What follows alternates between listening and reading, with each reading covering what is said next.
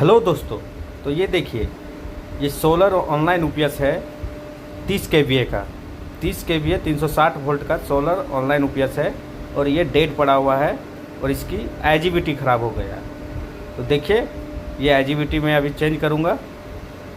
ये पुराना आईजीबीटी है और हाथ में जो दिखा रहा हूँ ये नया आईजीबीटी है और इसको मैं चेंज करूँगा।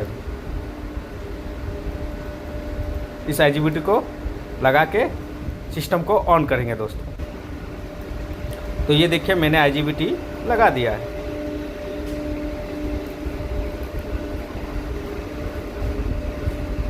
अब मैं 30 केवीए सिस्टम को ऑन करता हूँ। तो देखिए दोस्तों, ये सिस्टम ऑन हो गया है।